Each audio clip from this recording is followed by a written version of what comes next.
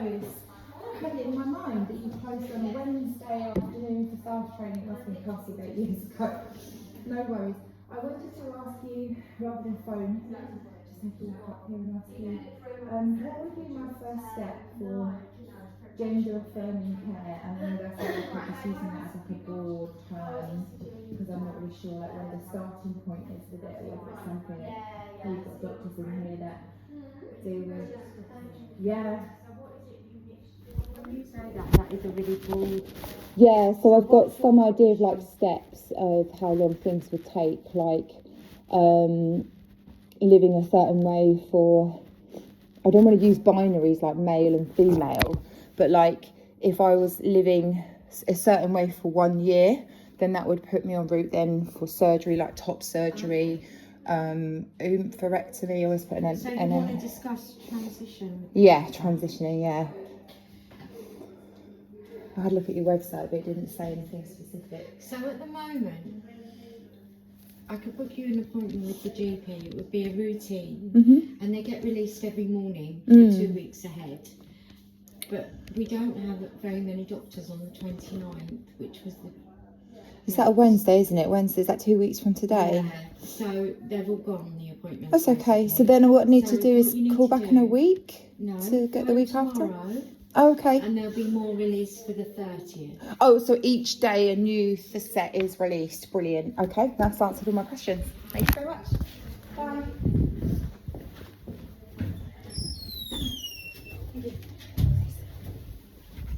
It's just dramatic, like when I removed the headphone off my thing. It's so important how other people speak to me, because then I can actually match their voice where I can't even hear my own. So, she was very pleasant, wasn't she? I think, like, imagine turning up to surgery, like, boobs, makeup, whatever. I was looking at it, it's absolutely dreadful, but you are much kinder, surely. You know, but that was cool. That was like super easy. Like any other thing, I need to wait until an appointment is released.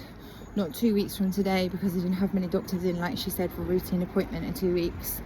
If I call in tomorrow morning, then hopefully they'll be able to give me an appointment for Thursday in 2 weeks' time. That's how that's rolling. As far as I know it, there'll be a conversation, and there might be some sort of conversation about what outcomes I'm looking for. And I don't have like all the terminology. Like, I have to be honest with you, up until even like in 2021 I was like, sis, what? Like, I'm not, it's just, I have to be honest with you, so many corners on the internet. And you know, when you're a fish, you're swimming in water, you don't know you're wet. But when you are like a land mammal, say, you know, you're not familiar with all terminologies and everything. And I think a lot of the language around this is supposed to be as unique as possible. So, but I don't know that, because I was thinking like gender fluid, which is hilarious, but it's not. It's like queer some shit. Anyway, my goals are remove my breasts. I've cut my hair shorter, right? So I'm not going much shorter than this right now. I've had shaved heads a few times, but I'm not planning on doing that right now.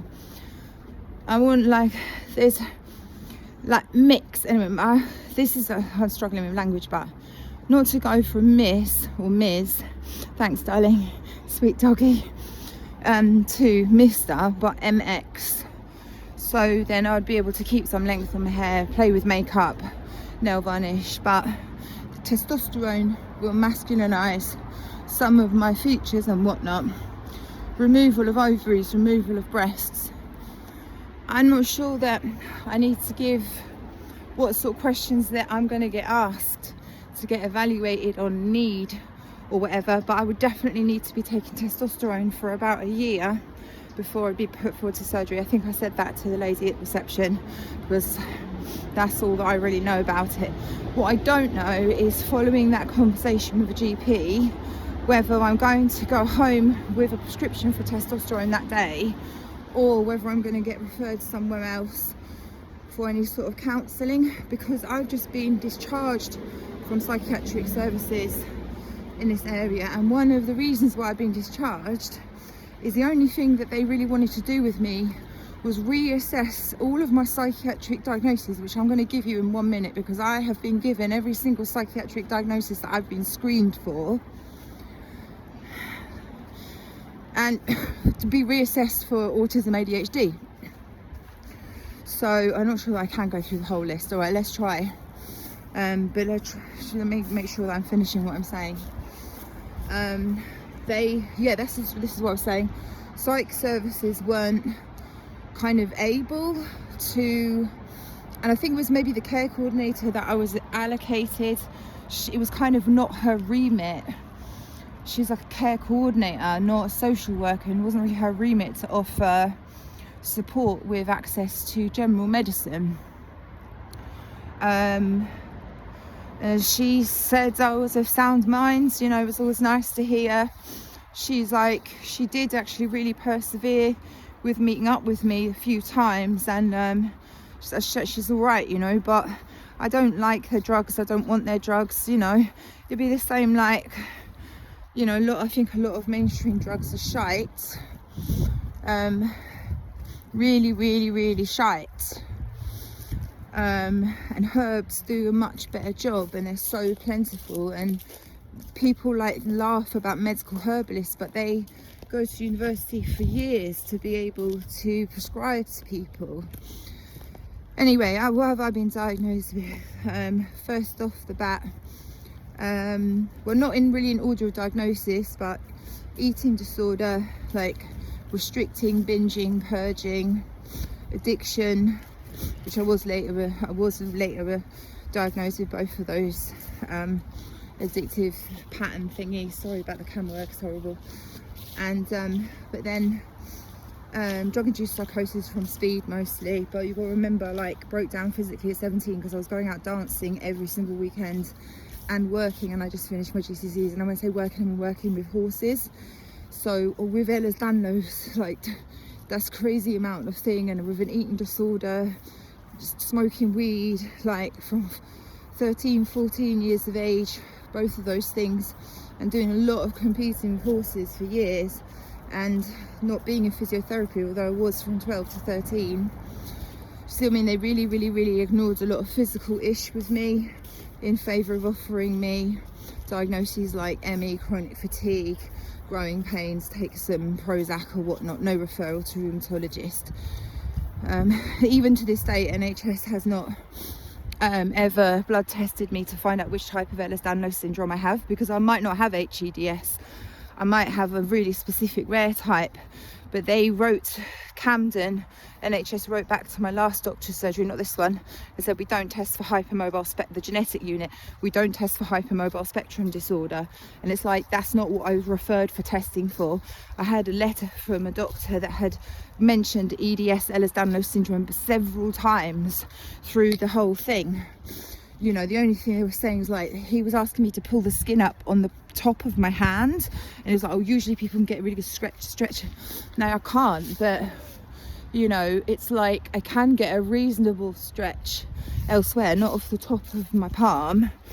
At that time anyway, I was like 16 stone, where I'd been on so many meds as well, lithium, risperidol, olanzapine, pregabalin, you know, blah blah blah. Anyway, I don't want to turn this into a major soapbox, but the point is, these are my goals: remove my breasts, remove my ovaries, give me testosterone, let me figure out the rest, you know, because I'm hardly going to pass for being gender fluid at the moment. Come as ye are, come as ye are, come as ye are. Come by fucking y'all, right? Look, this is random as fuck, but I'm going through with this. Slice me up. Do I get to keep the breasts after they've been removed? I'd like to know how much they weigh. I'd like to be awake during the surgery when they just leave the rest of the stuff down there, but just remove the ovaries. It's a mess in there. And you know, I have to be honest, when I tried to get on the waiting list for gynecology in 2022, all the 5 or 6 hospitals that serve this area were all maxed out for 6 months and I couldn't even get on the waiting list. So this time we're gonna go the route that, this is the route, all right? This is the fucking route, you know. So, because I could go there about my Raynaud's, which actually has just gone back to red now. It was white, it was really, really white. I could go in about any number of fucking chronic pain problems, which chronic pain is a legitimate disability. And you know, I think it's only able-bodied people that have trouble getting their heads around that. And I don't like the term disability anyway. I like handicapped is just fine, thanks. Takes me a bit longer. But I'm not, I just wanted to document this. And some people that follow my thing on YouTube, I know you are out there, even though the numbers are teenage sometimes, but you know, some of you just roll on the floor about this, but some of you will take it hopefully a bit more sincerely, because I'm not trying to take the piss. So I'll keep updating this, whatever this is, this quest. Fuck man. You know what would be great is if they actually, you know, flushed out my sinuses. They did that when I was 11, when I had my tonsils removed. The surgeon told my mum it was the worst he'd ever seen. And it's quite salty as well, the stuff that I bring up. But, you know, it cannot be cystic fibrosis. You know, well, the only thing about cystic fibrosis is it does usually just about end up killing people with all the antibiotics in the world by the time they're in their sort of late 40s or early 50s. So we'll know then, won't we? Because otherwise, why was I having chronic sinus infections from like 2, ongoing, always and always? But everything then got put down to manic depression. I was going through my DXs, wasn't I? Autism, ADHD, that's what I reckon the whole bag is now. I picked up a BPD without even actual screening. I just mentioned the name BPD and they were like, yeah, we'll put that on your file as well. No screening for it. And they did that at like 30, well, they did that when I was pregnant. I don't trust psychiatrists. If you don't know that, then they'll figure, right? Schizoaffective disorder, bipolar 1, bipolar 2 and cyclothymia. Now those were those diagnoses came mostly, not all of them, but in definitely the bipolar 2, in the same year that I'd already been admitted for drug-induced psychosis, which I said was speed, but I also smoked a lot of weed at that time, amphetamine psychosis. As in, I stopped using drugs because I moved out from where I was to another place, didn't have any access to drugs, was only 17 anyway, for about 4 weeks, and I just overdid it big time, okay? And with a weak constitution like what I've got, obviously I really did break down physically. But yeah, I didn't, how would you know anyway at that age, like what was what? You know, and you've been using substances from like 12, 13, you get to 17 and you stop for a month. Of course you're going to be psychotic. You don't know because it's so, your foundation is so insecure. Look at these, they're nice. So you don't know. But yeah, I was having like difficulties. 1 dose of, I don't even know what it was, an antipsychotic was enough, but then they just keep piling in. But within a year, definitely within 2 years, I got a bipolar 2 diagnosis, bipolar 1 diagnosis. Later they told me it was cyclothymia. They also told me it was BPD, and they actually counting these as all separate illnesses, and I have all of these, and schizoaffective disorder, and addiction, and eating disorder, and autism and ADHD. And I say, bullshit, all you want is a customer. So now put myself in your hands to do the job properly. Let's get rid of the problematic ovaries, let's get the boobs off, they're not needed anymore.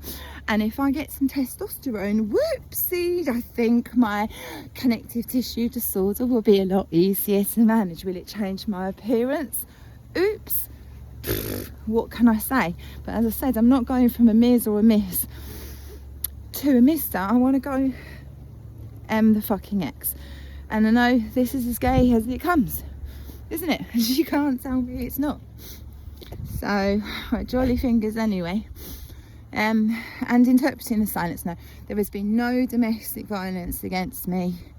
The basic truth of it is, my medical records are made up. And some of them are doctored. Like when they did a surgery, laparoscopic surgery to remove endometriosis, they in 2012, so before I had a baby, wrote back to my doctor and didn't say anything about removing endometriosis. They said they'd moved my endometrium, which is my womb lining. So, you know, little spelling mistakes like that, little things like writing Ehlers-Danlos syndrome all through a rheumatologist's letter, but at the top writing benign joint hypermobility. If it was benign, why was I in front of the doctor?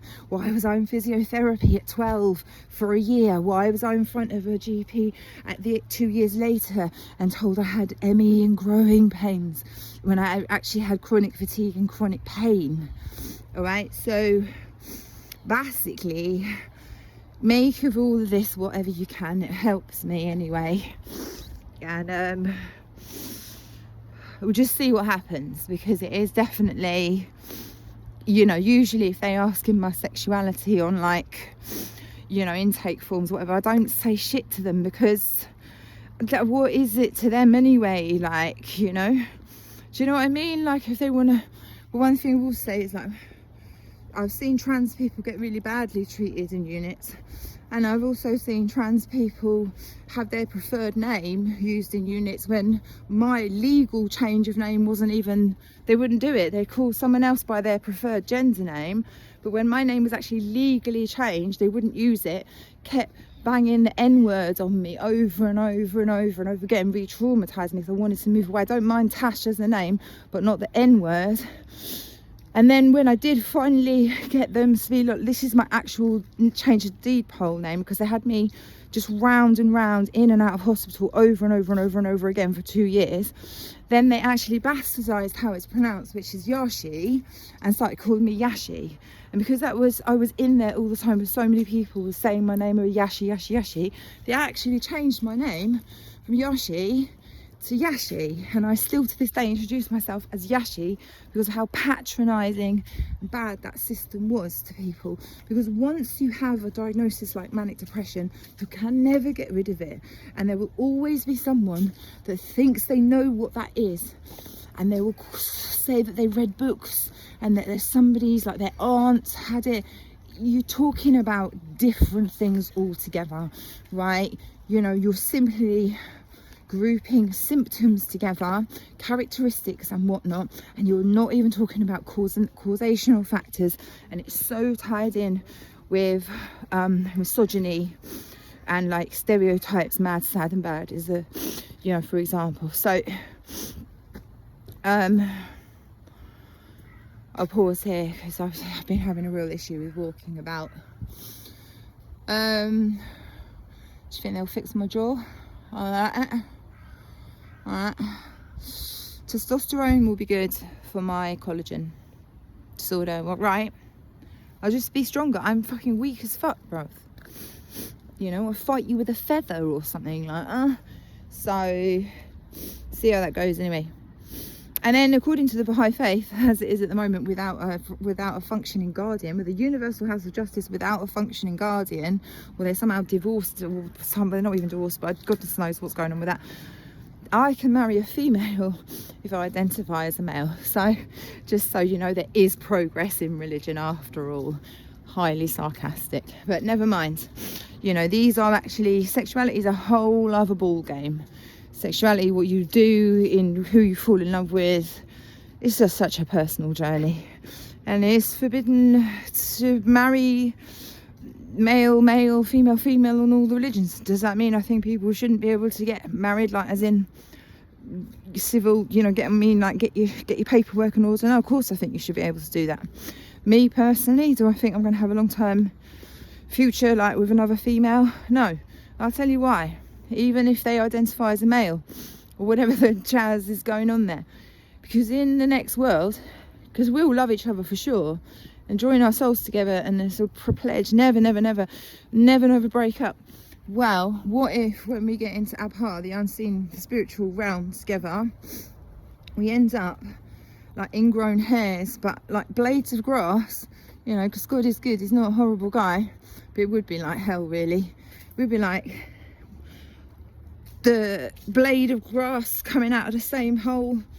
Just, you know how I mean, can you just do an image in your mind got like a blade of grass there and a blade of grass there, joined together. It's this kind of shit that my head does, and a lot of people, I suppose, could easily assume, because it's very easy to do that, say, well, you're not properly gay, yes. And I'd be like, well, fucking queer for sure, but and these are things that go through my head because of religion, right? And if you want to blame religion for that, fine, but quite honestly, religion at the moment, I'm going on a big tangent here, it can't recover from all the diddy fiddlers, whether they are in the Vatican or whether they are masquerading in Islam, trying to say that the Prophet married a 9-year-old Aisha when he absolutely did not. He married a 19-year-old Aisha, pledged at 16, married at 19. These guys have got issues, bruv. You're gonna have to, if you're a religious person here, I have all respect for you, okay? We are one. But you're gonna have to understand that probably within the next 5 years, the whole, or maybe 10, it's going to go. The ship is going to do whatever. I don't think I'll be here to see that, but they're gonna do it when this one World Cup government comes in, because they've been doing it bit by bit anyway.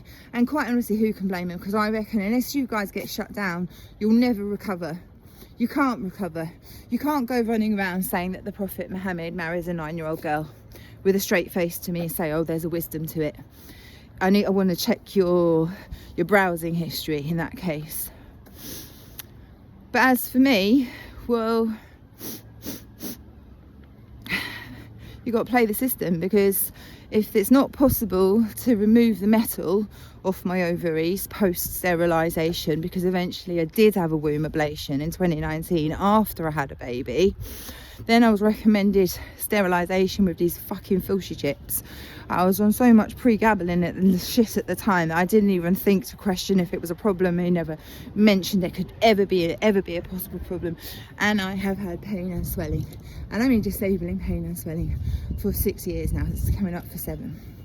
So if it's easier that I identify as a mix, and we get my breasts off, and we're gonna get me super strong with testosterone, and we get the metal out of me by removing the ovaries now, I think it could, at this rate now, be done in a slightly more timely manner than still trying to get on the end of the gynecology waiting list as just as a regular menopausal endometriosis type of woman. This is the route now. You might think, yes, why did you 2022 you gave up? I moved to Liverpool. 6 months later, what happened? One of the guys renting a room here moved out. No one would move in with the other guy, because I was getting told how filthy this guy was to live with. So one guy moved out after 3 months, and I ended up having to move back here after 6 months of being in Liverpool. Otherwise, potentially I would have got that shit sorted, re-referred up there. But as I said, it's been very, very disabling.